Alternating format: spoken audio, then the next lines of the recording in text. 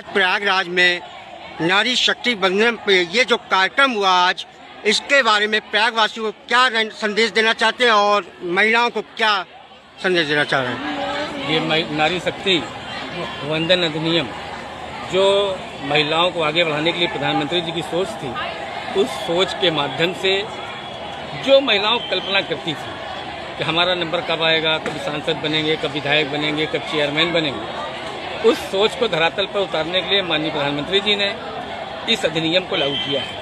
और धीरे धीरे करके उस अधिनियम को जब महिलाओं को जानकारी हो रही है तो महिलाएं माननीय प्रधानमंत्री जी को धन्यवाद देने के लिए भारी संख्या में जगह जगह एकत्र होकर के कहीं जुलूस के माध्यम से, कहीं शब्दों के माध्यम से, कहीं गोष्ठी के माध्यम से माननीय प्रधानमंत्री को धन्यवाद दे रही हैं। क्योंकि आज तक महिलाओं का केवल शोषण हुआ है, उनको केवल समझा गया कि घर की महिला है, घर रोटी बनाएगी, कपड़ा धुलेगी, बच्चों को स्कूल भेजेगी, लेकिन आज माननीय प्रधानमंत्री जी ने उनको बराबर का दर्जा दे करके उन्हें इस रास्ते पर ला खड़ा किया है कि पुरुष के कंधे से कंधे मिलाकर चल सकें और इस देश के विकास की भागीदारी में अपना पूर्ण सहयोग दे सकें।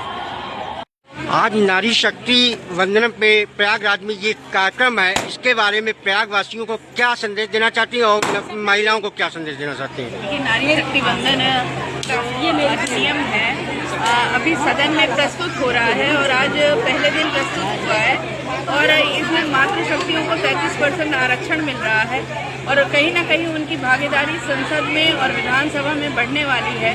और माननीय प्रधानमंत्री जी ने ये पहली बार ऐसा हुआ है, बहुत सालों से लड़ाई लड़ी जा रही थी, लेकिन माननीय प्रधानमंत्री जी ने हम सबको मातृ शक्तियों को ये आरक्षण देने का काम कर रहे हैं।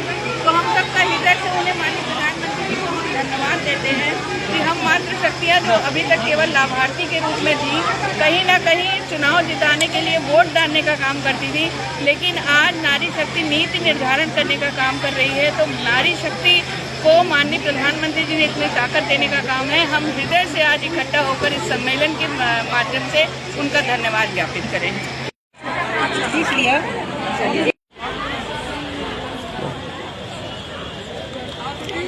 नमस्कार प्रयागराज। आज प्रयाग में नारी शक्ति बंधन से की तरफ से एक कार्यक्रम का, महिलाओं का कार्यक्रम हुआ। आइए हम यहाँ पे हमारे साथ आभा जी मौजूद हैं जो प्रयागराज की शान है और महिला मोर्चा की नारी शक्ति हैं। आइए इनसे हम बातें करते हैं कि किस तरह का कार्यक्रम प्रयागराज में रखा गया महिलाओं के लिए। माननीय प्रधानमंत्री जी को मतलब बहुत सारा धन्यवाद, जिन्होंने हमें 33% आरक्षण दिया है और वो आपको 2 दिन का हमारा ये कल तीसरा दिन का कार्यक्रम है जो लगातार चल रहा है और लगातार हम सारी बहनें और मातृ शक्तियाँ आपको दिख रही हैं जो माननीय प्रधानमंत्री को धन्यवाद दे रही हैं। और यहाँ मतलब हर क्षेत्र में और लोकसभा, विधानसभा, हर जगह अब आपको नारियाँ ही नारियाँ दिखेंगी। 40% एटलीस्ट कम से कम नारियाँ तो दिखेंगी।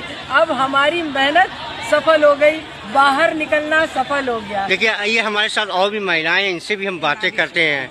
नारी शक्तियाँ हैं हमारे सामने, इनसे बातें करें। आप क्या कहना चाहती हैं? भाई हम तो मोदी जी को धन्यवाद देना चाहते हैं कि हम लोगों को इतना, हम लोग के बारे में एक कितनी नीचे से उठा के ऊपर तक पहुंचाने का काम किया और इसके लिए हम लोग बहुत खुश है। सारी महिलाएं इतने एक से एक बढ़कर आगे भाग ले रही हैं कि हम लोग सुरक्षित हैं मोदी जी के इस कार्यकाल में। चाहे हम 12 बजे रात को भी बाहर निकले तो हम सुरक्षित ही करते हैं। मेरी बेटी बहन भी। नमस्कार प्रयागराज। देखिए आज नारी शक्ति पर विशेष कार्यक्रम सुलेमसराय में रखा गया, जिसके मुख्य अतिथि अभिलाषा गुप्ता जी और महापौर गणेश केशरवानी और सिद्धार्थ नाथ जी मौजूद थे और नारी का विशेष एक कार्यक्रम शक्ति का समापन हुआ।